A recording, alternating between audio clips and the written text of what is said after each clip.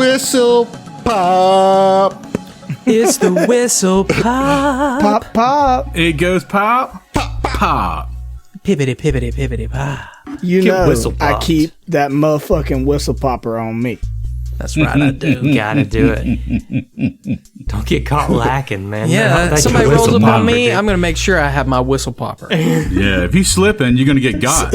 So that I can buff my ally. That's right, I can. I'm gonna run while covering fire. I'm you gonna call know? my homie and buff the shit out of him while they kick your ass. That's Yeah. right, that's right, that's right. You about to get whistle pop. You about to get hit by a dragon hand. That shit's gonna hurt too. Cold as hell. So the Super Bowl's It is. here. I guess it already happened when this came Yeah, out. when this comes out, it'll be old news. It'll be a It's week gonna old. be- By that point, Such. the Eagles and Saquon Barkley will have a Super Bowl ring. Yep. All What do you right. think about Sports. K-Dot's Super Bowl performance, man? It was probably pretty lit. It was probably pretty late. probably pretty good. Absolutely. If I know anything about K-Dot, it's probably pretty sick. Is And- K-Dot Kendrick Lamar? Yes, K-Dot? Yes. Okay. I'm going to go ahead and assume that our city was trashed after the Super Bowl, Right. and that we've spent Safe. a week Yep. recovering. I'm going to 'cause- assume that I had a hellacious time driving back during the middle of the motherfucking Super Bowl. well, during the middle of it, you'll be fine. You just want Everybody you will don't be want, at the Super Bowl. right. You don't want, Yeah. Well, I'm thinking. I mean, I'll be driving back like on Saturday. So Well, there'll be a lot of traffic because there's going to be like Well, there'll be a lot of traffic because it's New Orleans. middle of Super Bowl weekend, I guess. well, there's I going to be a should lot of additional people in New Orleans. Mm-hmm. You know, You can just come by my place. You can stay well, over. say. There we go. the Orange Clown's coming too, so there's like all sorts of military here as well. And it's just You talking what about I Ronald did- McDonald? yes, I stayed at home. Like I did not. didn't go leave. out. Yeah, I did not yeah, go yeah, out. Yeah. So, being that this is in the future, in the past, like, I don't know whether or not I went down there because I'm really tempted to, you know? I think it's gonna be a shit show, Heath. yeah. I think, But it a will be. memorable one, you know? Yeah, but like, I don't know. Like, I mean, how often does the Super Bowl get played in New Orleans? For my sports fans, that's obviously a joke. It's like every 5 years. It happens yeah, it's just pretty regularly. not that rare, but I think it's the venue with the third or fourth most Super Bowls in the nation. Well, it's got super in the name, don't it? Yeah, well, it's in the name. the Superdome. Yeah, Miami I know has more than New Orleans does. Yeah. Sports. Well, fuck Miami. Sorry for all of our Miami listeners. Fuck you. Yeah. Stop listening. Your No, don't stop listening. Your football team has a I just want you to generally know my very good sentiments. offense. Okay. I just went a little hot there. we don't want your ears. Yeah, we'll take anybody's ears, but we do reserve the right to tell you how we feel about you. Friends, countrymen, Miamians, lend me your ears. That's one of my favorite parts in Men in Tights when they all just like it's great. throw their ears, Throw their throw their fucking ears out in a of little pile. Yeah. That Yeah. I love that Such iconic. stupid like It is. 80s and 90s like. It's not Leslie Nielsen, but very Leslie Nielsen inspired era Yes, of comedy. absolutely. Well, it's Mel Brooks, you know what I mean? it's Mel Brooks. Yeah, there you go. And so like he's kind of the OG, like as far as like a movie maker, director, producer who makes those kind of movies. I mean, he made Spaceballs and Robin Hood Men in Tights, and Blazing Saddles. Blazing Saddles. Yeah. Did he do Princess Bride or No. No. Because that's in the He same was in vein, it. similar. You He know? was Yeah. in Princess Bride, but he did not do it. Right. Wait, was he in it? No, he wasn't. No, he wasn't. I'm just Rob picturing him as Reiner the- directed Princess Yeah. Rob Bride. Reiner. Okay, and it was Billy Crystal that was in. Yeah. What's it called? Also, I had to Google, did Leslie Nielsen and Mel Brooks ever do a movie together? And they did. It was Dracula, Dead and Loving It. starring Leslie Nielsen. So dumb. I don't think I've seen that. I vaguely remember that. I don't. Yeah. I googled it and I was like, nope, Yeah. never seen that one. Yeah, yeah. Yeah, I 95, used to love. man. I used to love Leslie Nielsen. And I used to love spoof movies. That like when I was like a preteen, that was my shit. You know what I mean? Like I just like UHF. Oh my god, was like my favorite little cult movie. You know, y'all know about that UHF tip? Yeah, that's the robot aliens, right? No. What? The little flying alien guys, right? No, that's batteries not included. Oh yeah, you got yeah. it. Yeah, yeah. UHF is Weird Weird Al's. Al, yeah. No, I have not seen that. Yeah, Weird Al made a movie and just like spoofed a bunch of stuff. And it's, I mean, it's bad, but it's also great. You know? As- It's kind of cheesy comedy. Yeah, it's Weird Al. right, Yeah, right. You know, it's I don't know. He like the premise is that he like runs this failing like public access TV channel, and it's like all these shows that he's trying to get like popular, and they're all terrible. But they're all rip-offs of everything else. Like some of them are, kinda a lot of clones. them are, but like you know, like some of them are just weird shit that came out of Weird Al's head. Like there's like some game show with like fish, like pick a fish or something like that. It was like, Yeah. you picked the wrong fish. You know, it was just weird. But It's just some weird. of them are direct. Like they're straight Yeah. up like Pee Wee Herman, like a Rambo thing in it. There's an Indiana Indiana Jones. Jones. Yeah, yeah.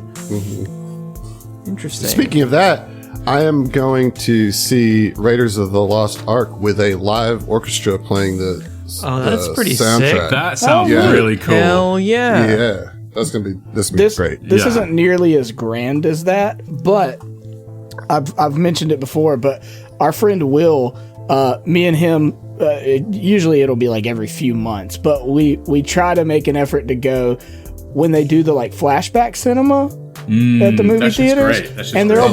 there'll be like 2 people in the theater. It's so great. Like I love going in. It's like I got to see Jurassic Park in theaters, and I'd never done that. I got to see 2001: A dude. Space Odyssey in theaters. Jurassic Park in the theater is like a core memory. It for was me. great. Like, I like remember seeing, because I read the book when I was like 12. You know, it was the first like adult book that I read. You know, and I loved it. And then the movie came out, and I remember just walking out of that theater just like in complete awe. You know, just like overwhelmed with how impressed I was with that movie, because of, you know, I mean, those dinosaurs today, it still holds up. And Yeah, it's still pretty those good. dinosaurs look great. You know, like Right. I think more so than some of the modern Jurassic I agree. worlds that are out, because like you can see the CGI in those movies, and while there definitely is some in the original Jurassic Park, there's still a lot of like puppetry that's going Yeah, a on. lot of it's practical animatronic effects.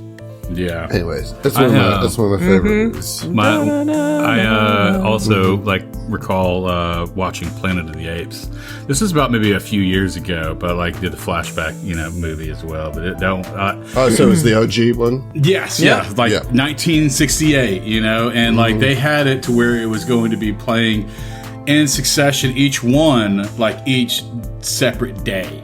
Okay, like so they were going to do like over a week. And I couldn't fucking do it for whatever reason. But I would have, if I had the chance, I would have like sat there and like watched, of course, like taking pee breaks, but I would have definitely watched like each one in a row that same day if I could have. That's just, that is my like, Lord of the Rings, watch the extended cut the whole fucking day. Really? Because mine is Planet Lord of of the the Apes is Rings. mine. Watch the extended Yeah. cut the whole day. No, I for was me, with it's you Planet too, of the John. Apes, You dude. remember that? Yeah. That's Yeah. right. That's right. Yeah, we went together. Yeah, fuck yeah, man.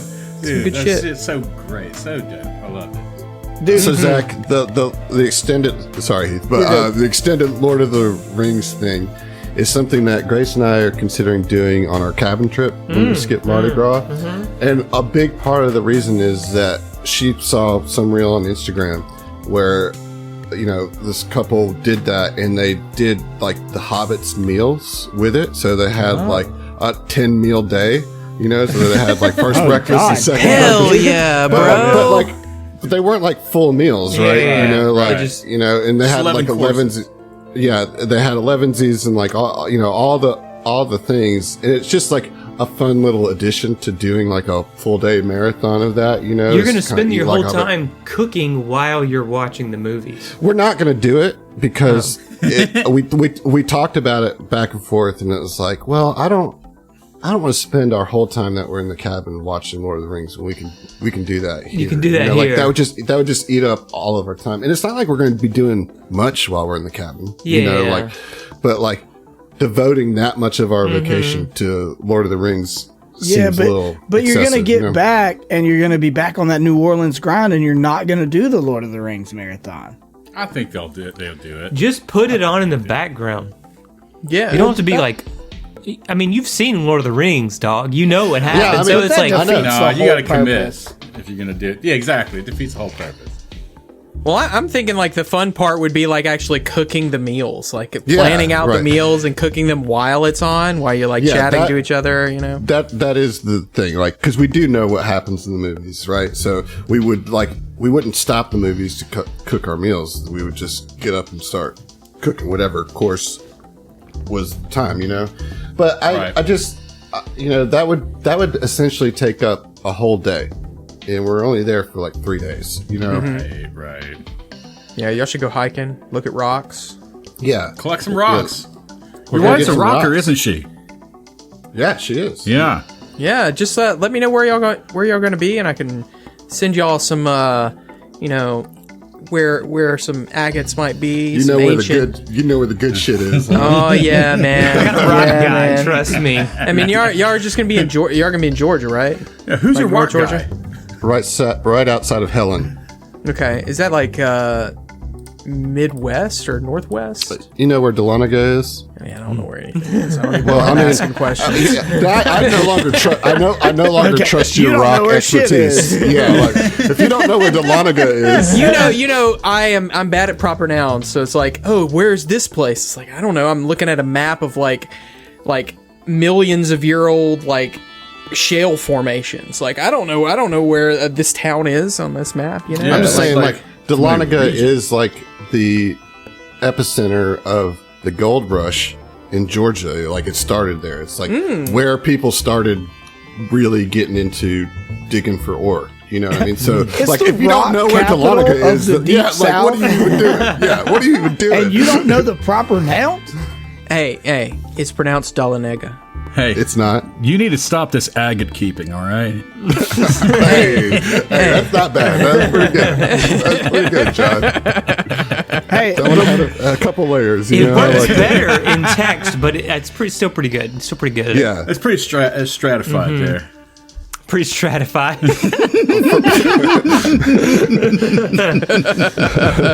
God, this is amazing. not Uh, extremely I got so nerdy many agate- mineral jokes right now, dude. Are Well, you kidding me, man? Yeah. I mean, I don't Yeah, have what- hardly any agates. It's Hannah. It's Hannah that has the agates. You know. I'll talk to Hannah. She Yeah. knows where Dahlonega Yeah, is. right. Yeah, She I knows mean, why, proper why are nouns. you even asking Dustin like he I mean, has any I'm clue? looking at. He this is- offer. Yeah, I like to pretend I'm an expert in something I He don't doesn't know want to anything say, about. let me go ask my wife and I'll come back and get, But yeah, I just looked up Dahlonega, and it looks in the correct position, to where you can get some nice agates, man. Maybe some fossils, or maybe some amethysts. I don't know what you got going on there in that little area, but We'll find something. if you find a good rock, just message me. forbidden I'll be hard waiting. candy, huh? That's right, it is. far too hard. Far too hard candy. Before Adam makes us end the banter, I did want to circle back to Jurassic Park, not only because it's an awesome movie, but one thing that has brought me a lot of joy in teaching third and fourth graders. Today this happened, but I've also noticed it happen several times over the last 2 years. I had a kid today, I was teaching my lesson or whatever, and we kind of finished up. They had a few extra minutes before recess, so I let them have some free time. So they pull out the Chromebooks to play their little games or whatever. And this little boy, not paying me any mind, he's sitting there loading his stuff up, and he just, not super loud, but noticeable. da da da da da da da da, just starts humming and I was like, is that Jurassic Park? And he just like grinned at me. And that has happened like probably 5 or 6 times with different kids in the last week. For some reason, the Jurassic Park theme song is like living rent free in 8, 9, and 10-year-old It's like heads. it's in the zeitgeist in 3rd grade. It's one of the best scores of all time. Like, I say that unironically. Yeah, but I don't think it's these one of the kids best are scores. like They don't appreciate nerds that. about film scores. No, you know? of course they aren't. But it's a good film score because It gets in you your don't have head, to- right? You don't have to be like thinking about it. It just is that good, right? Like a good film score is supposed to be transcendent of intellectualizing it. You know what I mean? It's just people feel it. And like it gets stuck in them, and that's what makes it good. I know that your student isn't over there comparing the Jurassic Park score to like Schindler's List score, but like that's the one that stuck with him because it's one of the best scores of all time. Sure, you know? but it's just interesting to me that I've noticed it happen like probably 5 or 6 times, over the last few years. It's a long period in between, but it happens and I remember it. But it's just Jurassic Park. Like, it's not Star Wars. It's not other, like, super iconic, kid-accessible film scores. Like, it's just Jurassic Park that they're doing this with. And it's just, like, locked in their brains. And it makes me happy. Yeah, me too. Me too. Because it is one of the greatest scores. It's great, yeah. Speaking of one of the greatest things of all time, this is one of the podcasts of all time, and we're going to do that right now. You skipped greatest. I didn't skip it. I said what I said. Yeah. That was intentional. The jury's out if this is going to be one of the greatest podcasts of all time. We're only on episode 26 here. Welcome to Drift Delvers, episode 26. I forgot to do that. I also forgot to do it last episode, but maybe I'm going to get rid of the Welcome to Drift Delvers episode XYZ, you know? Yeah. I feel like after 25 episodes, No, I mean, you got to consider the myriad ways that people listen, right? Like, some people binge hardcore, as I've been shockingly, I've realized since we started doing this. Like, there's people that'll knock these things out, like, hundreds of episodes in 3 weeks, and it's like, they probably need an update every now and then, It's like, I don't remember where I'm at. I could be on episode 100, I could be on episode 12, I don't know. See, I think that it's actually more immersive to the setting and the AP that we're running to just have them completely unmoored from any numerological categorization. You think I should just start doing random numbers? I think, Oh, like just we come lie to in- them. Yeah, Oh, just okay. just lie to them the way that you lie to us. On one hand, I really oppose that, and on the other, I'm like, I love the chaos. Yeah. You should just make up numbers. Just Like, next welcome episode, to episode 40, 133. 40, 11, 40, Welcome to 100, I episode don't know. 3. 3, yeah. Let's put a pin in that. Yeah. Combination of 3. You know what else you can put a pin in? James H. Floyd State Park area, which has agates near the area you'll be Stop. staying in. We're Georgia. transitioning right now, Dustin. You chill out with your agates. Pick up the social cues. We're about to go into our episode, dude. I guess this is part of the episode. We can't separate banter from our episodes. It's a feature. But Nobody would talk about anything we did. Yeah, no. I think Well- we should hit him. Oh, see, you don't even talk about it because then they'll be expecting. Just it. cut this part out of the episode. Yeah, I'm gonna then. cut it out. Yeah. People are typing angry comments gonna right leave- now. I'm gonna leave the part of us talking about cutting it out, but I'm gonna cut out the thing so they don't know what we cut out. And it was really good banter, It too. was really good. It was good. Yeah. This banter was 30 minutes, but I cut 10 minutes That's of it right. out. That's right. We're a serious podcast. Yeah. So we ended last week on a dream from Subhana, but this one was a little bit more active than some of the dreams that we have had before. And Gil is kind of developing a little bit more skill in his sleep research, and he was able to inject himself into Subhana's dream to help guide Subhana through the dreamscape into her husband's dream. That's right. It's a lot of things going on. There's Hopefully a lot of layers here.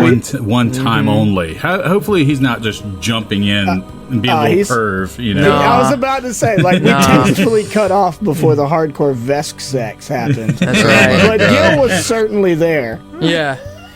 You got whistle pop, my friend. That's a t-shirt. That's an inspiration for Dustin. Oh, good, bro. No, This is a family show. It's not off man. It's color not. anymore. He's not bleaching. Yeah. Dustin, give me a D6. All right, D6. 2. All right, as a general, go ahead and roll me a D20. That is an 11. An 11. Well, this is from the Alex. He's changed his name, not just Alex G. It's the Alex. Ye old Alex. The one and only. The legend, Brother. the myth. Oh, okay. I love it when you put your hands in your face and you're just like right before you read an inspiration, you're just like, oh, okay, here we go. Here we go. I know it's gonna be good. Chaos ensues. Just let me get through this one, all right? Listen, Fish, I get it. You hate regular time signatures, but I'm with Zach on this one. There's nothing wrong with starting and finishing on the one. We get it. You can make a polyrhythm. Do you want a cookie? Oh, look at me. Look at my 3-5 time signature. That's what you sound like, Fish. Put that 4 to the floor and open up this fucking pit. Get in the pit, Fish! That's right. I just would like to state for the record, okay? I love interesting time signatures. It nothing to do. Said I nothing to just do- don't like fish. I think,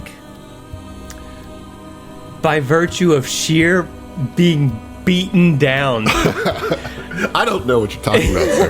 Just forceful osmosis. dude. Every couple of weeks, Adam hits me up out of nowhere with a fish jam. Just akin to Clockwork Orange. Boom! Yeah. He just pops it in. You know, he's like, check this out. And being the friend that I am, I feel and I'm like, the first thing, how long is this? It's the first thing. 28 minutes long. Can I just 45 minutes. can I just put this on, or do I need to sit down and engage with And I would not call myself a fan, but I certainly appreciate a lot of the technicality and musicianship that Fish displays. I will say that I have tried to curate the fish that I present to you on stuff that I think that you would like. Sure. You know what I mean? Yeah. I would never drop a 30-minute jam in your DMs. He's just building you up to that 40-minute it's gotta take a runaway while. jam, you know? That's it. He wouldn't drop check such out a these short short jam here. as 30 I've minutes. listened to, I think multiple entire Foosh sets. Yeah, You know but what I we mean? don't. But they rein 'cause it in. fish It's is like good. 7 minutes. Yeah. I mean, but I have. It's not been a thing where it's like it's 15 minutes. I'm not going to listen, or anything like that. Right. It's my thing is with jam bands, and listen, I've been to many jam band shows. I've played in jam band shows. I think there's, I would like to see 13 minutes down to 8 or 9. You know what I mean?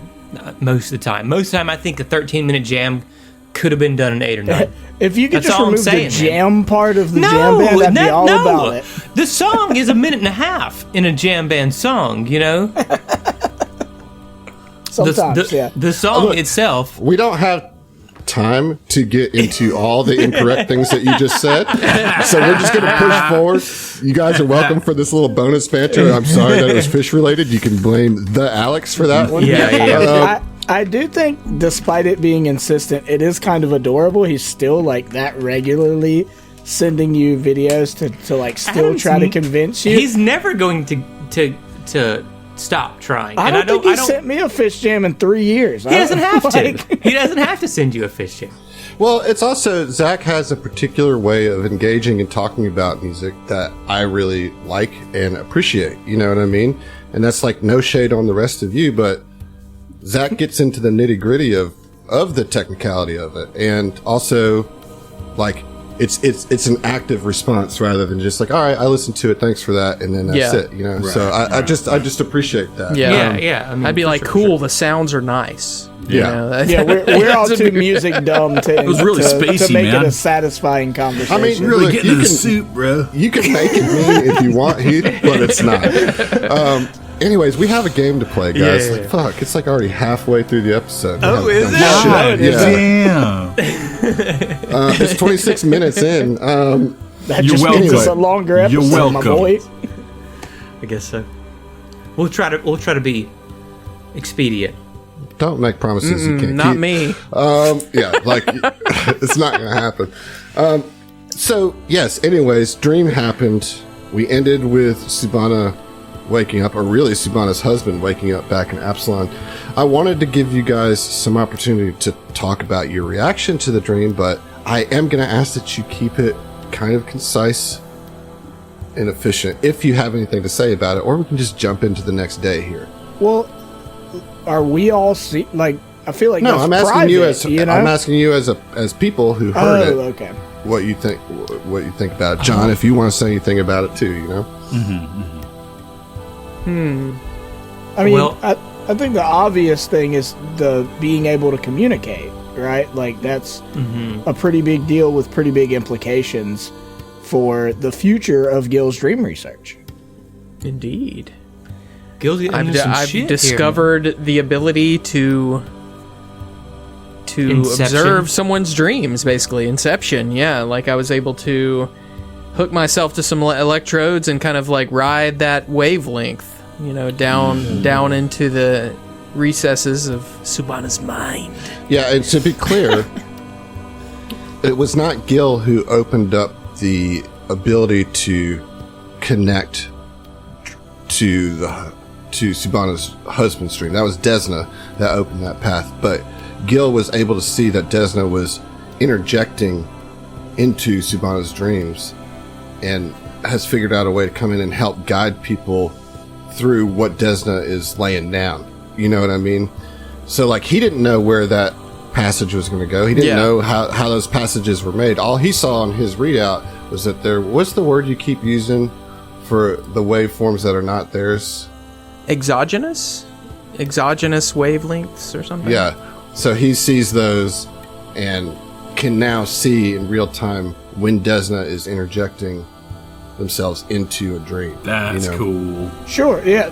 I do still think that has a lot of implications for the future of the dream research thing. Even if Desna is sort of the guiding hand or the active participant therein, like the fact that we have someone researching that phenomenon who, you know, could potentially look into ways to manipulate it to communicate with Desna directly, you know, like those are all potentialities that are really interesting. Yeah. I actually wanted to talk quickly about the sort of overarching plot. We didn't really like powwow when we came back or anything. Oh yeah, like I definitely want you guys to have a chat over breakfast. You know, and there's not a whole lot more to say about the dream. The dream is pretty No, I thought it self-evident. was well written, You know. John. I appreciated Yeah, that. yeah, I John enjoyed did a it. good job. I enjoyed the Thank scene. you. I enjoyed the scene. Yeah, that's kind of like. I just want to make sure that before we went back to the Cos Monastery. Wait, you guys are driving this ship, so like, you guys wake up in the morning. What do you do? That's where we're at. I would like to at least approach Gil. I mean, afterwards. I mean, like, after the night is over.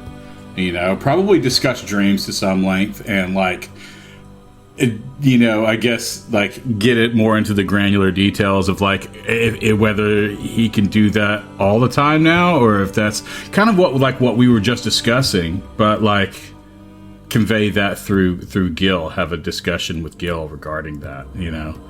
I mean, and probably also convey what my dream was with Dranesh. I feel like that can be with all of you a little bit, right? Yeah. Like, yeah. That's fine. So, so like, you know, you guys are at your breakfast and you're just you guys kind of dump out all the individual information. You know, Zach plays the recording, or not Zach, Sayun plays the recording. You know, you're like, hey, Gil, you were in my dream. How the fuck did you do that? Right, and Gil tells you, I'm a dreamwalker, my friend. Right. But yeah, I think, like, I don't want to undersell the importance of the dream and how that affects Subhana and Gil, but I think that we can just like intuit that there is that conversation happens, and that it is a pretty big deal. Yeah, Gil kind of leveled up in that way. But there is something very pressing going on the ship that you're currently attached to. Absolutely. As well, Absolutely. Yeah. There is this whole kind of coup movement going on here. I think that's the more important thing, to like put the camera on and actually see the conversation. 100%. with I you get guys, that. you know? I get that. So we catch each other up to speed, right? Sayun would mention this this mechanic who ran from you in the corridor. You said there was mention of she's always watching, something of the sort, yes? Right. Perhaps this AI, Cora, is keeping tabs on this mechanic. Perhaps this mechanic could be a potential ally. And Subhana's kind of shoulders kind of droop at the thought of like, oh shit. She possibly gave the whereabouts of this, not Charlotte, Anil, to the AI, but like, she already made that decision. Like, well, be that as it may, we are racing against the clock at this point, and I think you're right on the money in that we do probably need to find Anil, just to get more information, to connect data points, if it were, you know. But you bring up a good point there, Sayun. Just don't shoot until you've asked some questions first. Roger. I mean, like, here's the thing, man. Like, here's what I think. I think that Anil has been, you know, just has run across this plot to. I'm assuming they want to drive the Cosmonastery into the black hole. Is what I'm assuming they want to do, right? I think she maybe has discovered this plot, and I think the Dame Judi Dench and the AI Cora are user 1 and user 2. That's what I'm thinking right now, and I am thinking that the mechanic has caught on, and that's why the AI wants her. Well, I'm thinking the same thing. Of these forces. Okay, I think me and John were, immediately responding to pretty suspicious behavior. Of course, the running away thing, and attributing that to them being a prime mover in this plot. Yeah. Mm-hmm. Right. Yeah. Right. And really, because this mechanic is like, if they have found this plot, they're like suspecting everyone, which is the reason why they're suspicious of us. Like, right. So anyway, that is what I think, and so by virtue of me inhabiting this character, that is what the sentiment that Sayun would express to you all after you explain what you discovered while he was off talking with the Dane. And so Subhana kind of looking back and forth, making sure there aren't ears in the cornfield, so to speak. And it's like, we need to make sure that not only get more information before shooting from the hip, as it were, but be careful with whom we disseminate this information that we gather. And definitely not use our open comms, because apparently the AI, Cora, is monitoring them. Yep. So our first objective is to find this mechanic. What was their name? Anil. Anil, and have a heart-to-heart with Anil to figure out what's going on around here. Well, If you can easier find her, said than done, yeah. that's the problem. She's slippery than an eel. Slippier than a greased up hot Anil, Yeah. Anil, An eel. that's part of the conspiracy right there. That's funny. But yeah, I mean, I feel like something is. We're close to opening the lid on this thing, I think. Yeah, so I agree. I think we are close to some sort of revelation and figuring this thing out. But that also worries me quite a bit. Like, when this plot is exposed, the movers of that plot, they're already trying to pursue some kind of defense against the outsiders, which obviously is us. So I worry that this is gonna pop off. You know, once people get wind that we know too much and that we may be trying to stop it, I mean, this could come to blows. Then we should steel our resolve. Trust me when I say we do not want this ship hurled into that black hole. No, I'm not interested in that.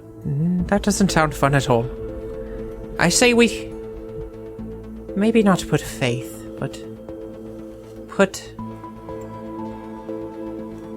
respect or guidance into our would-be patron, Desna. Maybe she can guide us to the right path. I don't know. Never been a religious sort, but I feel like we're muddling about in the dark, and she's the only one that's been guiding us to the light.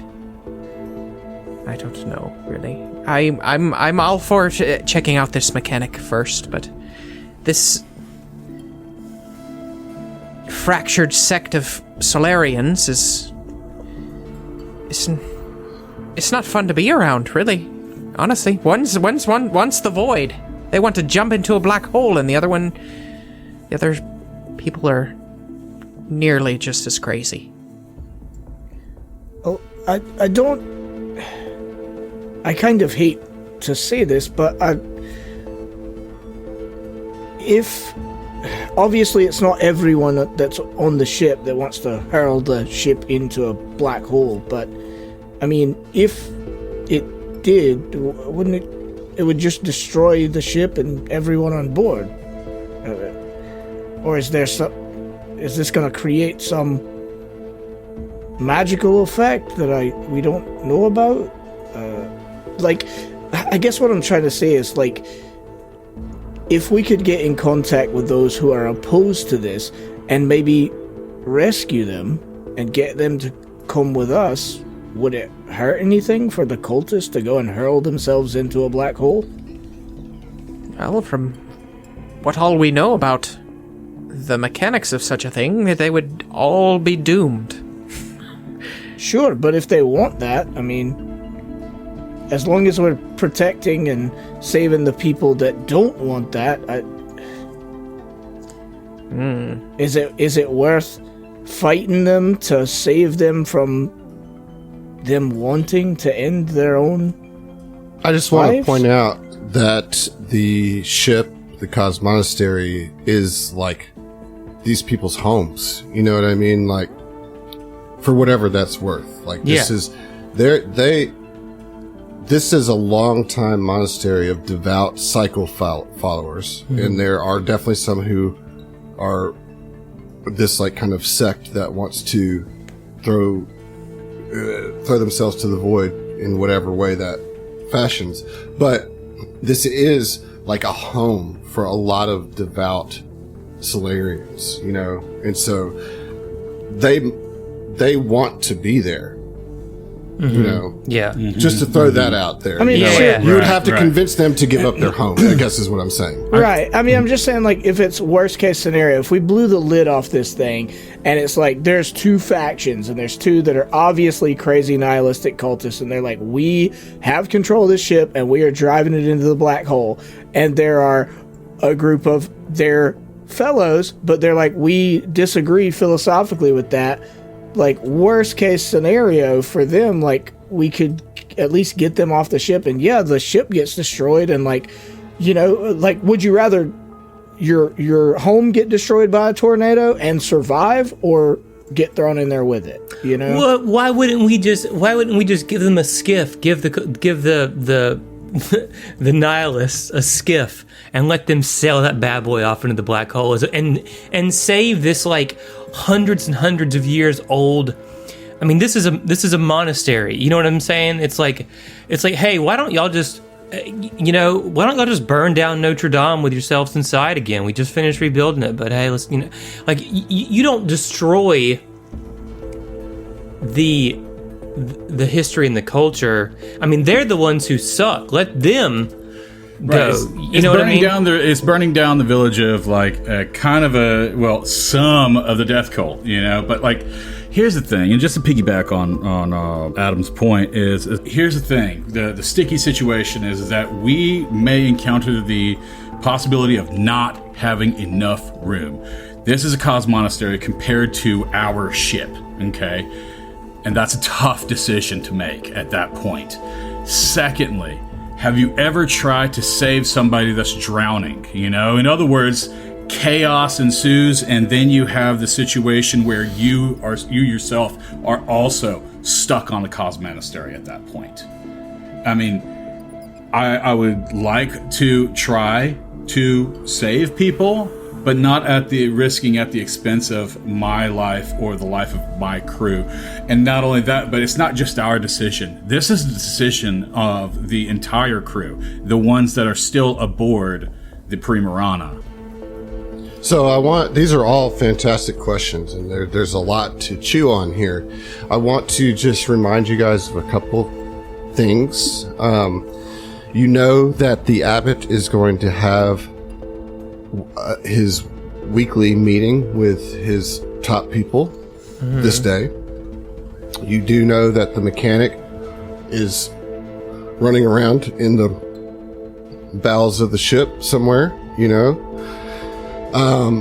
You also know that there are several monks who believe that they are safe now, that they don't have any idea that there's this schism is underground right now. Yeah. Like, you know, like, it's not known that there are some people that are wanting to do whatever they want to do.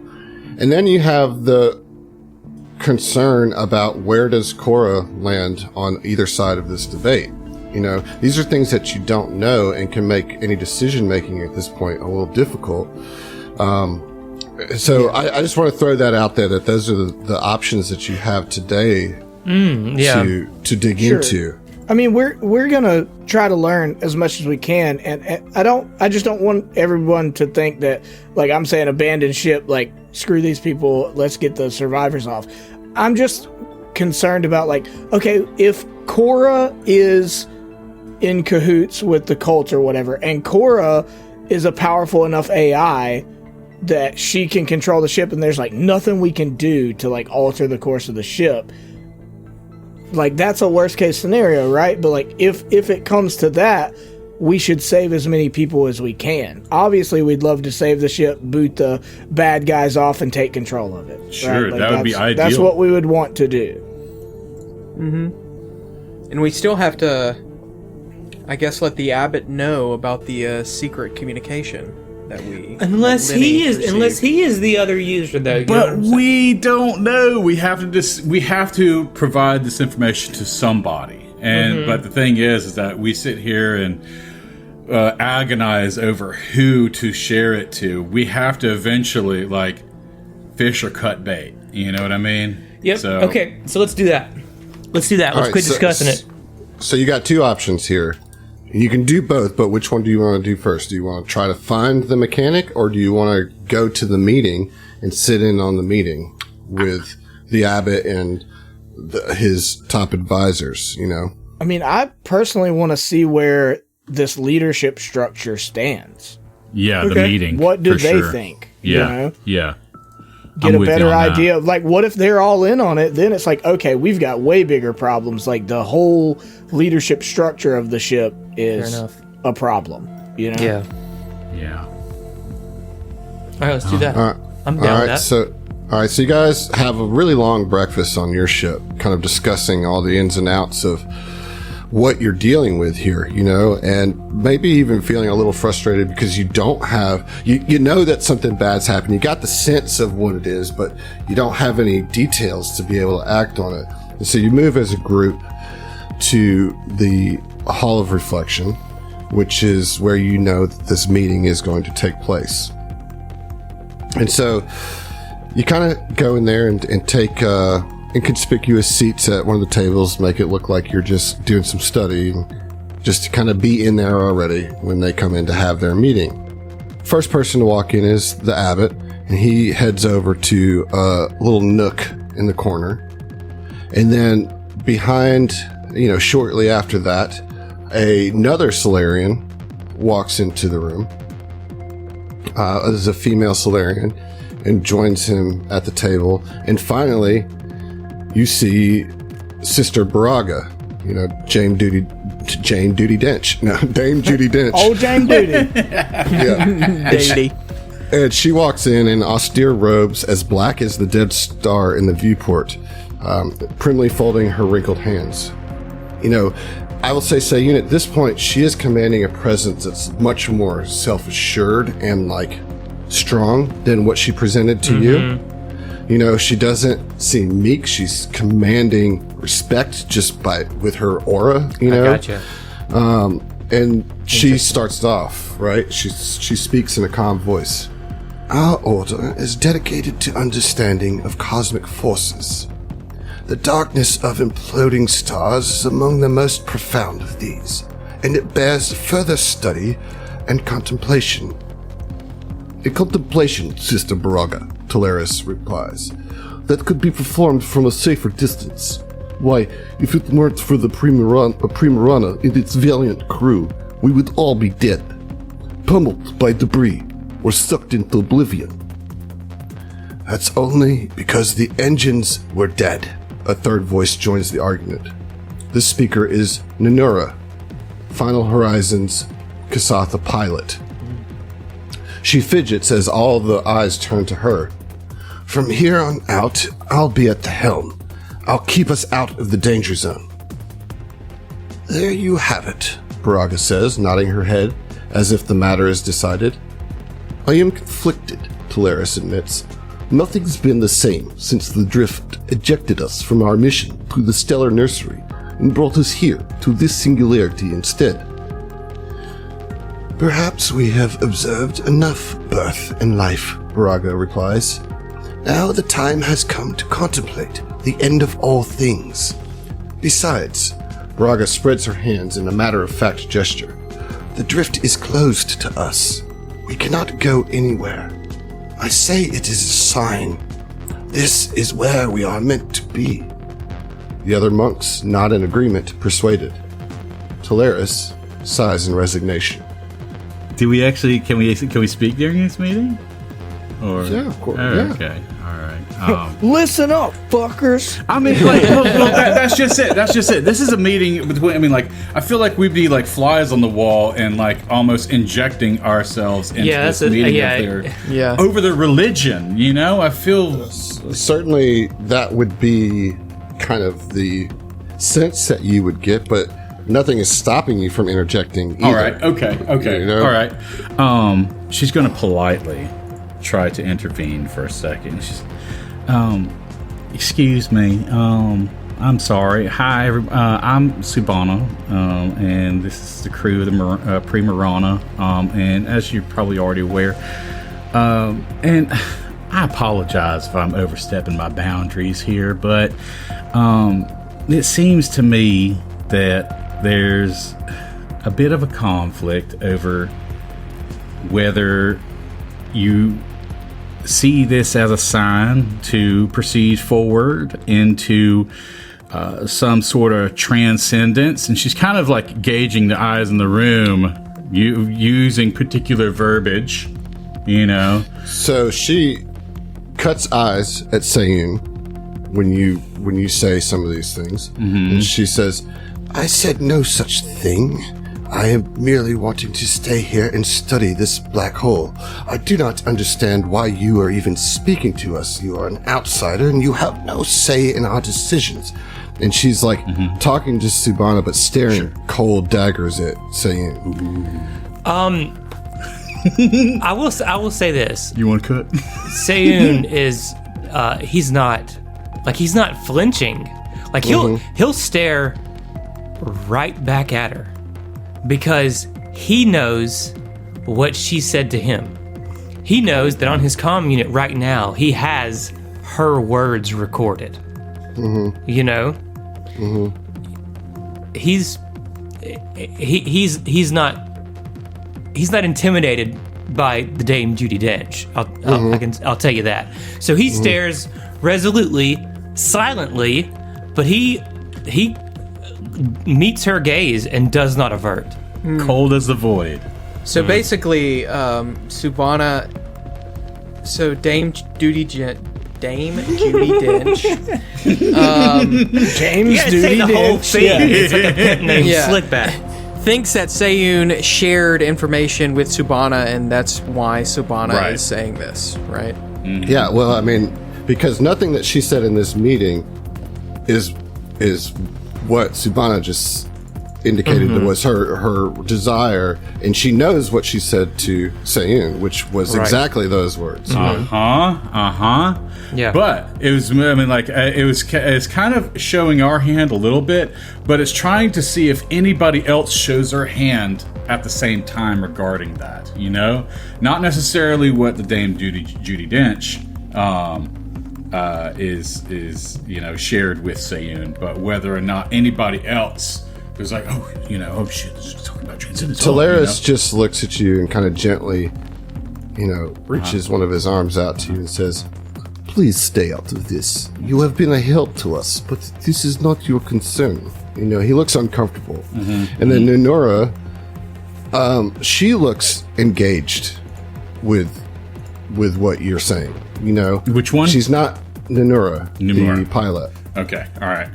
She looks engaged, and while she doesn't say anything to you, you do get the sense that she agrees with you, or that she's interested in what you're having to say. Anyway. Yeah. Because you haven't suggested anything, but Right. Oh, and just she's going to press forward, just a step forward, not physically, but actually says like, I know, I'm sorry, I shouldn't be sticking my snout in this.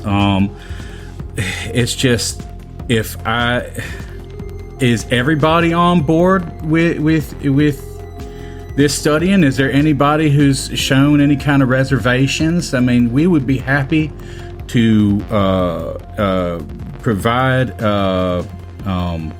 boarding to perhaps any of your acolytes that might not be interested in the path. again, what path are you speaking of? And Talaris, even he is like, I do not understand what it is that you are speaking about. We are merely discussing whether or not we stay here at this black hole to study it, or try to fly our way home through traditional means of travel. What are you suggesting? And at that point, she's going to feign ignorance with you, and so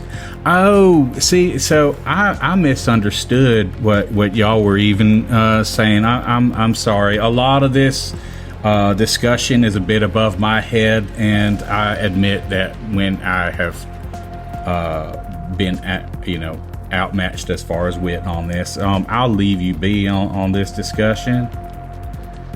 And so she's going to continue to just kind of like be a fly on the wall for this. Well, at this point, We've already made a disrupted the scene, whole man. thing. Yeah. Yeah. Like I sorry, this is out of character, but like, it's time to blow the lid off this popsicle stand, man. All right, like, you want tell me to play? everybody. Sayun like points to Okay. his like It's time commune. to do it. All right. All right, so he'll scroll until he finds, whatever line is the most damning or whatever, right? And like turn his speaker up to max, right? And then Oh, shit. play it on the.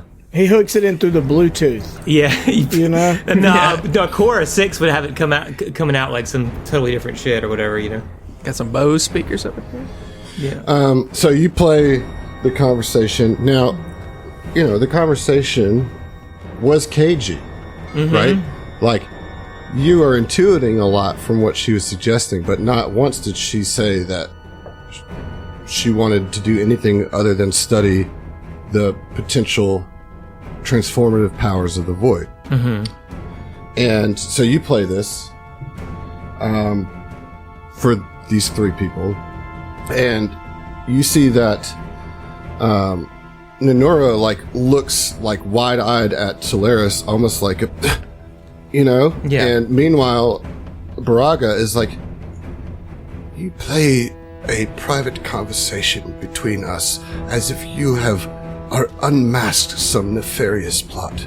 I have been clear with my allies and my crew here, which again, you have no business interfering with, about my intent.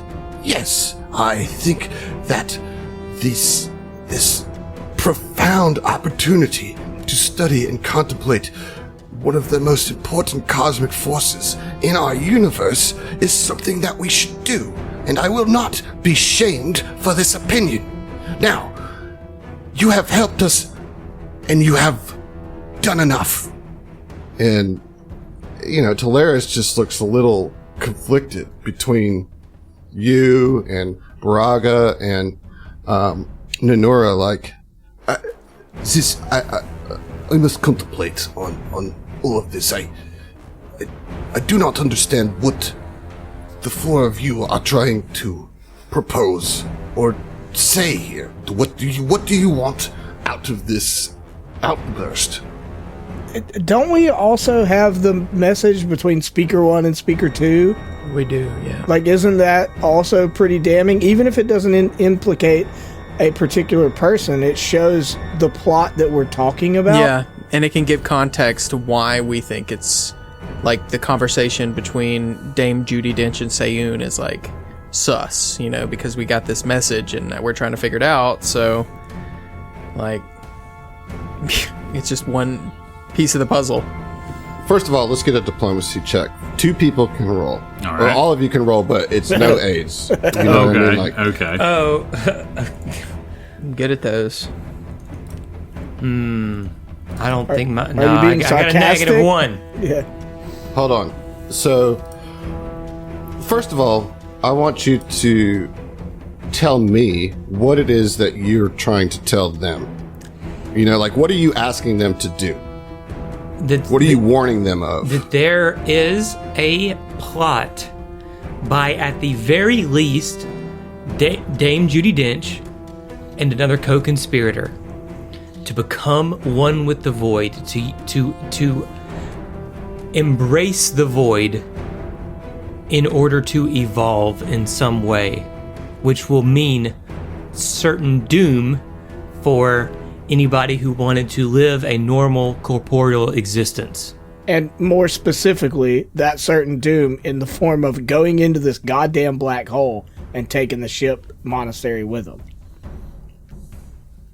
And I mean, so yeah, that's what I want to get at. And if she's still raising hell, I have something to say to her. You know, Okay, well, so here's the deal. Yeah. You know, you've kind of done all this, and Talaris pretty firmly at this point says, "All right, that is enough. This is not your place. I have heard your concerns, and I will think on them. But I believe that our pilot Nanura here has it all in hand. She is in control of the bridge. She has been the one that is trying to convince me that we should leave. So I trust that whatever plot may be brewing here, it is in hand, because Nanura is the one who is piloting this ship. Furthermore, you are making grand accusations as guests upon our monastery. The void is important to us as Solarians. I believe that you are reading very much into this, and I am surprised that you, Sayun, are involved in this because you too embrace the void. Are you the only one that can be transformed by the void and control entropy? Are you the one that has the right to this, but none of us do? Is that what you're saying? Forgive my rudeness. It is okay. It's been a long morning. I apologize for raising my voice.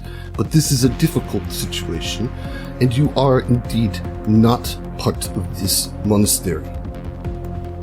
These are my brothers and sisters who I've been traveling with for decades. I trust them. Your claims of conspiracy after spending, 2 days aboard the ship, I cannot just accept them at face value, because they are severe claims that you are making. And Braga is just scowling at you, but almost with a little sneer behind Talaris's back. And you see Nanura just her brows just scrunched up, she's irritated by all of this. Might I be allowed to speak briefly? I won't take much of your time. Yes. Obviously, other than Sayun, none of us have any philosophical common ground with any of you. So I would just like to assure you that we do not bring this to your attention to be rabble-rousers or to cause chaos or sow dissent.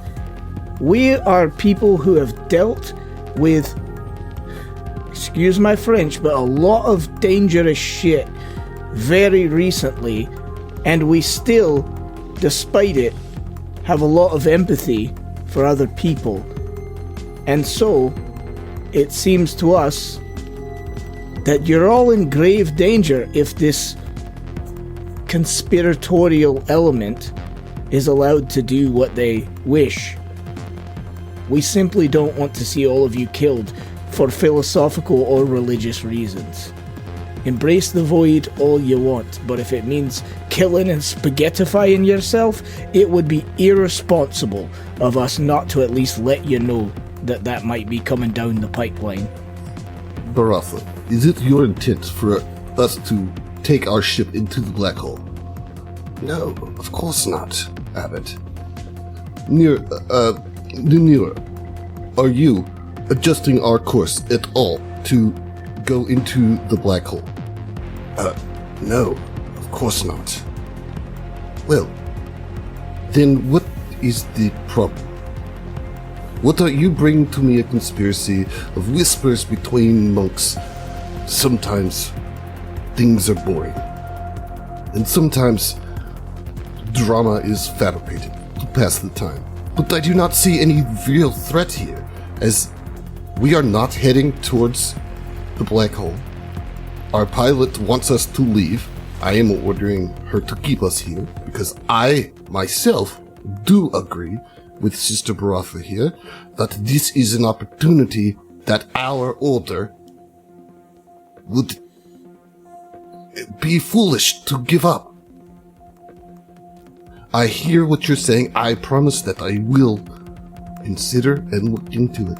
But you have not presented anything here to me that suggests that we are in imminent danger. And we've told him about the message from the two. You haven't. Strange. No. Oh, I thought I we mean, did. like we just talked about that. Like we wanted to present that. Like, Right. We wanted to present that to. I mean, we to brought, Lil like or we whatever. straight up talked about that. So I've been working on the assumption that we showed them that, and they were just like, And the logs, get, right? get yeah. fucked, you know. So if we have not yet showed that to them, like, goddamn, be we the already turning should point. have. That you might know? be the smoke. Yeah, that's probably the smoking I mean, gun. so you show it to him, and he's like, "This is getting tiresome. I've asked you to give me time to consider. You hand to me. Where did you even find this?" I don't remember. Where did we find it? No, well, Lenny found it. Lenny found it in found the logs, you know? And so, but look, the thing about that is we go off explaining that Lenny found it. Well, that's one of our crew that found it. You know what I mean? Well, but by scanning their ships, or No, when you guys were repairing the hull, and he was like using his like computer to kind of bring some of the wires back together, he found this message kind of lingering in the bandwidth of the ship. okay. yeah, I think like, it's definitely going to make us look like we're invading their privacy. I don't. And I mean, we kind of I are, don't but hey, give a fuck shit, it, dude.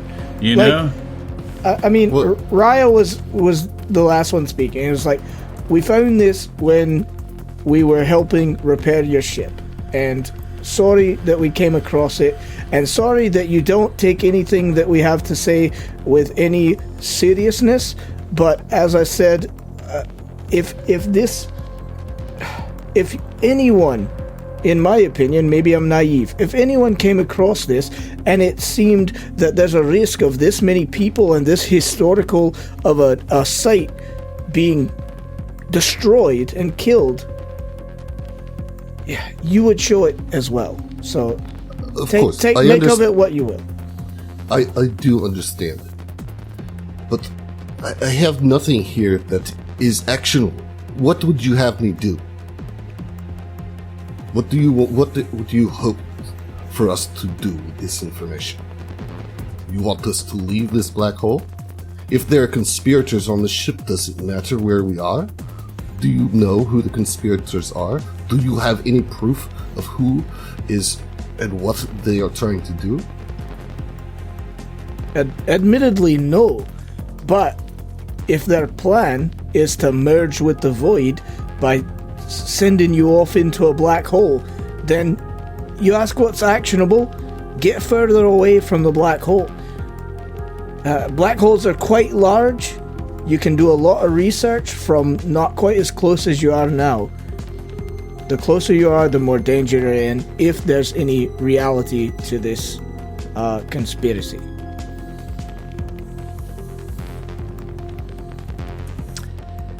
The abbot is the Kasath, right? The Kasath. There's two Kasaths. There's two The pilot's Kasath, the pilot and the abbot. Yeah. Yeah. Sayun would say to him, in Kasathan, brother, don't be a fool. Do not be taken by her schemes and lies. I promise you, she wishes to embrace the void, and I promise you, it will end poorly for every one of you. I do not say this to hoard the power for myself. That is,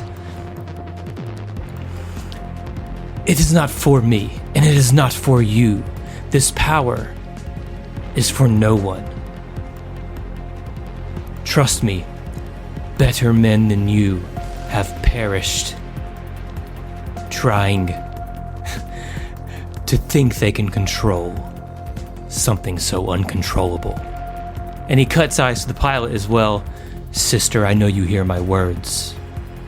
And then Satan kind of like backs up, and just like folds his arm beside All right. him. Now I'll take a couple rolls. I'll take a diplomacy roll from Subhana and from Raya, and I'll take a mysticism roll from Sayun. Okay. Do I have... I have one inspiration, and I would like to use it, please. Okay. 17. 18. 24. Okay. You just missed it, Heath, but that's okay. 2 of you passed. I mean, that makes sense. They Yeah. don't care about me. Solaris looks at you and says, "Say, I promise that I will consider what you have shown me here, and I will look for any signs of espionage or danger. If I can show you that we have it in hand, will you trust me to run this Cos Monastery as I have for several years? I do not want to merge with the Void, and I do not care who says that they want to. I am the abbot of this ship. What I want, and what our order wants, is to gain knowledge. Knowledge is for everyone, and the knowledge of the Void can help us better understand the dangers that it possesses and the powers that it could provide."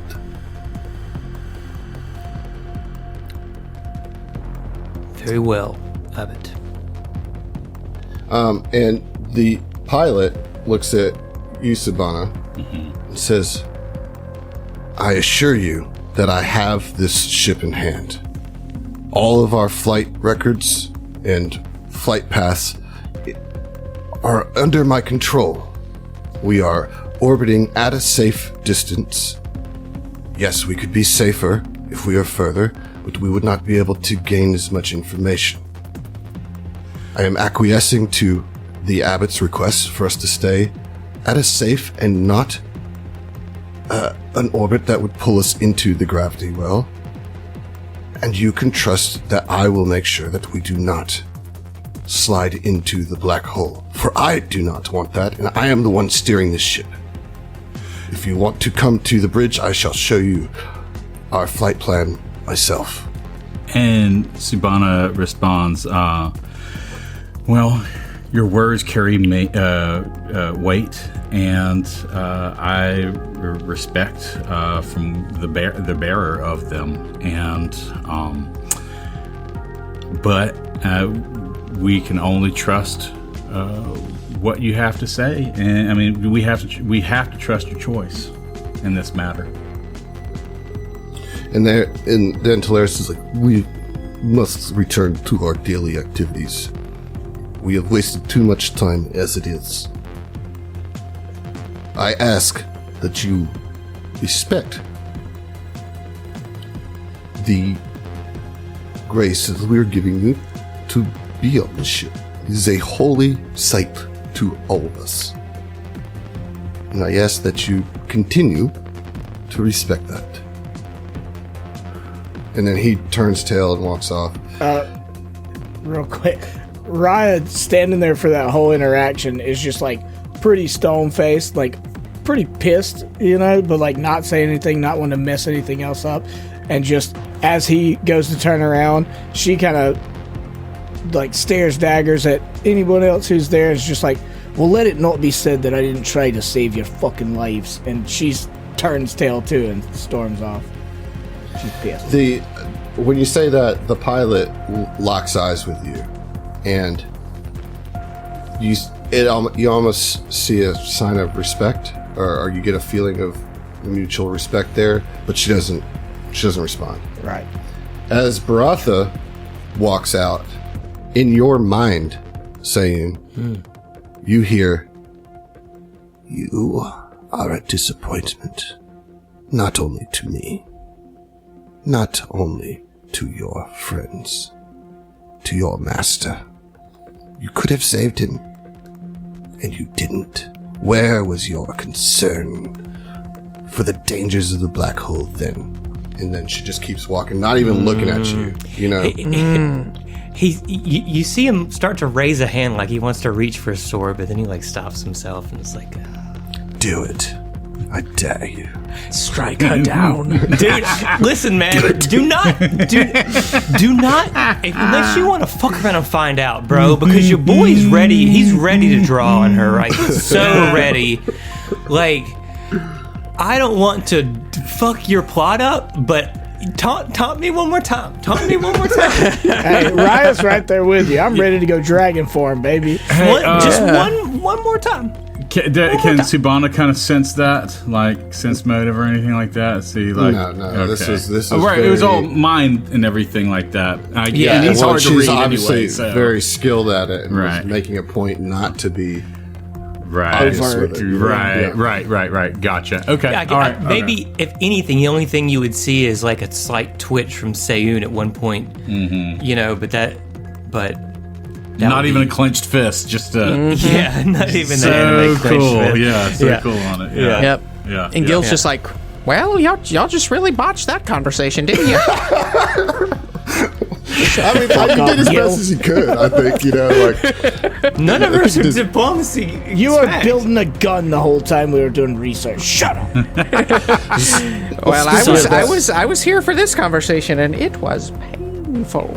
do you want to try to find the mechanic at this point? Well, Or shit, are yeah. you like, fuck that at this point? Where are you at? I don't know. I think we Find might. out, Neil. Again, Yeah. I think that she is a potential ally in this. Is what I think we At this should point, yeah. because that, like, look, at this point, we've been rebuffed despite having good cause, right? We're obviously trying to do the right thing, and they're treating it like we're disrespecting their religion, which we don't give a shit about except for Seyun.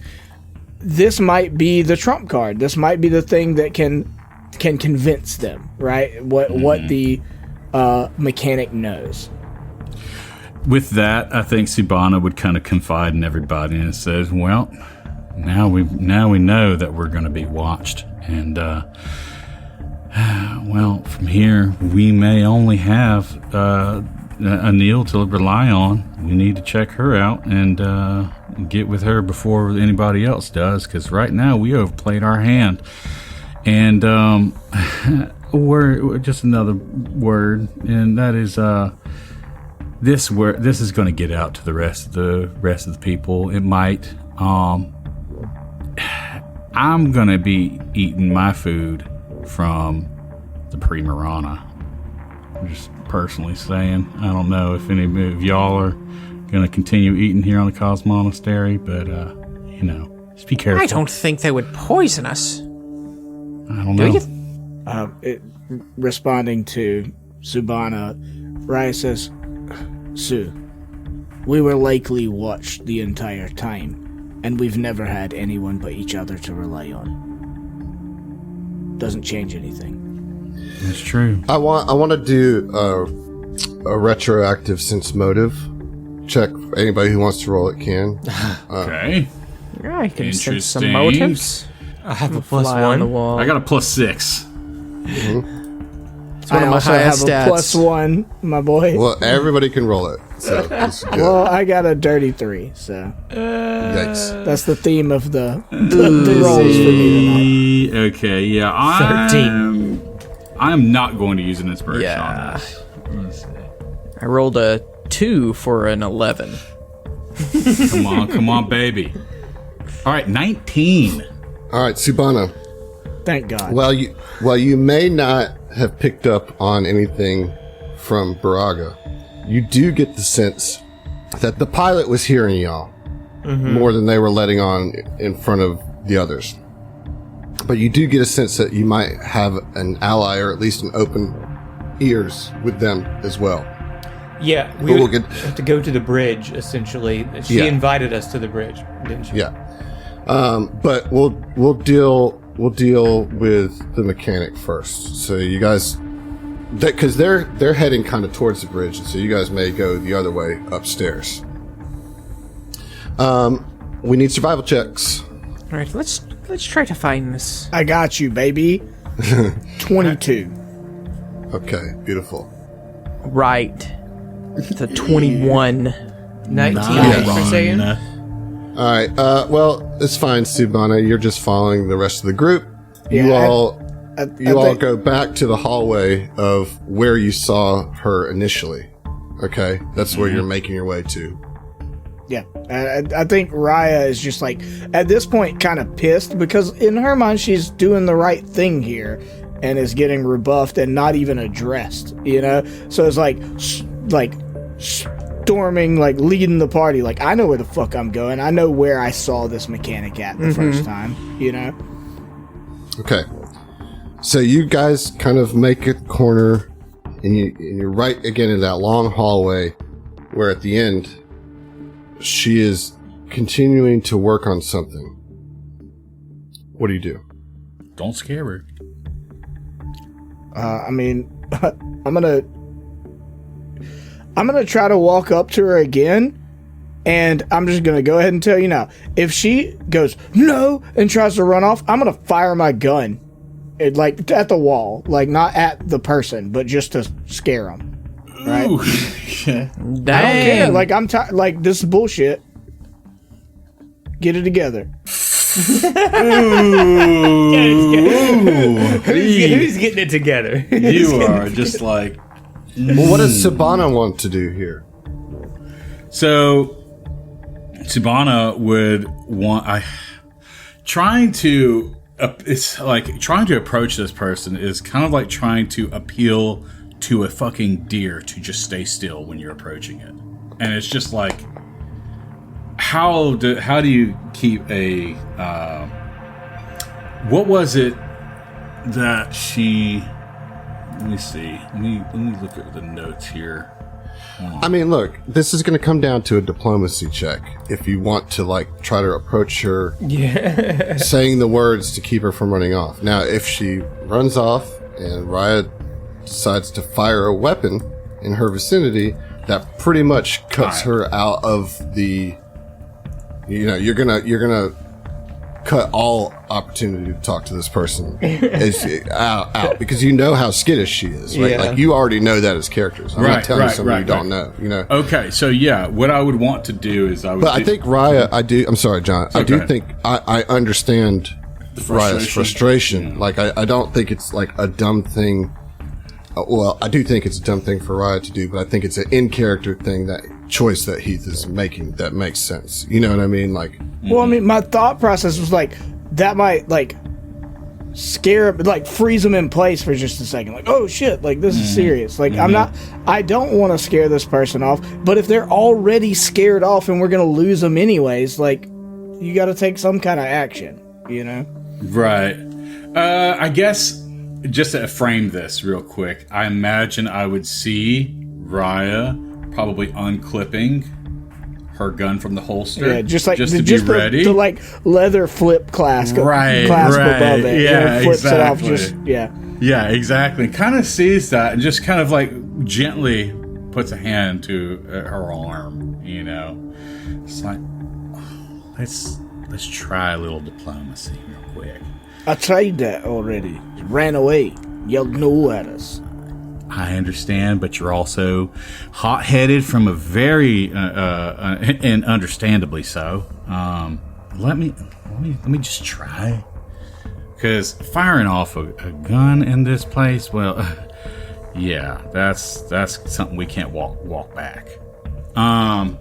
So what she's going to do, I imagine she does the fucking Chris Pratt thing of just like in Jurassic Park of just like taking a couple steps and just showing show a your palm. fucking Yeah, we're gonna treat this mechanic like a fucking raccoon. Raptor. Yeah, raptor. Yeah. Maybe you should shoot it if it's a raptor. And so, yeah. I'll say I won't fire a gun if she goes to run off, much as I would like to. But if she just out of fight or flight charges us, I will fire a gun. Right. I ain't dealing with this shit. And so she's going to very like level voiced just to Anil say, Anil, we come in peace. We are not trying to abscond away with you or anything. We have no skullduggery. Please, will you just hear us out? Roll diplomacy.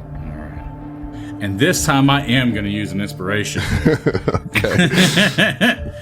Let's see. So that's just it's +2, right? Or +3? Correct. Yeah. Okay, +2. Okay, Come on. Gotcha. Come on. All right. So that's going to be a 19 with the inspiration. Okay. She doesn't run away immediately, but she does look scared. Sure. Naturally. And she like looks at you guys, stays still for a second, and then does run, but like not as fast as she ran the last time. Whoa now. We give chase. Let's Yeah, give chase. Yeah. Right. Yeah. So you run down the hall and you get to the corner, and when you turn the corner, she's at the far end of the corner, and she's you can see that she was kind of waiting to make sure that you were following I see. her. She wants And- us. Yeah. Yeah, and then she takes off again. Okay. Cool. Okay. So she does that a few times. You guys are, but she makes sure to keep distance from you. And then you get to that T section that you lost her at the last time. And like, you make the corner and you see her, and she puts a finger over her mouth, shh, and then she points down like to the east, and then she runs to the west. She bolts to the west, but she made sure that you guys saw to be quiet, and then she pointed in a direction and then ran in the opposite direction. So I think we need to. Run in the direction she pointed. And then sure, because she pointed, right? Yeah, I think so. There was no reason for her to go through that I'm long like sequence to bluff us. 90% agree Yeah. with you, but it's like if you wanted to like lull us in and then get rid of us, this is how you do it. Well, this would be Adam being a son of a bitch if that's the case. We are some motherfucking badasses, and we'll fight our way out of there if that's the case. Right, we are. I got my whistle popper. I'm ready. Yeah, Best is Gil's never got whistle unarmed. popper. I don't think we got to worry about anything, to be honest with you. That's true. What's that range on that thing? Okay, so what are you guys 30 doing? feet. 30 feet. Let's go in the direction that she instructed us Yes. to go. I Right. mean, Yeah, and Yeah. like the party like turns to go that way, and Raya just like stands there for a minute, like looking at her getting away, and it's just like it's so hard, and finally like, and turns to follow you guys, pissed. I know, Raya. So the hallway goes down to in dead ends, a rusted bulkhead. And there's a message scrawled on the bulkhead. Okay, what does it say? It says major look. Anticipation. It says, "Death is life, oblivion is renewal. Korra is our savior, onward to the final horizon." And you see that, and then Raya, you turn around, and you see Anil standing a good bit of distance behind you, but watching you guys look at this. Does the shh again, and like kind of gestures at the whole ship. Yeah. Cora's And watching. then and then shrugs like, "What do you want to do?" And we'll see you. We need felt signal blocker. We need Signal dude, jammer. we need the signal jammer, man. Call Professor Marana, dude. Get that bitch on loan. You know what? Where's the signal jammer? There's guaranteed one on the Ryan grows a pre-Marana. dragon Guaranteed. The pre-Marana is just a giant signal jammer. Thanks for listening to the STF Network. If you want to hear more from us, check out our other Starfinder and Pathfinder shows at the STFnetwork.com. That's the STFnetwork.com. And support us on Patreon to listen to our bonus podcast, including our homebrew adventures and Tom Talks, our behind-the-scenes show. Stay groovy, possums.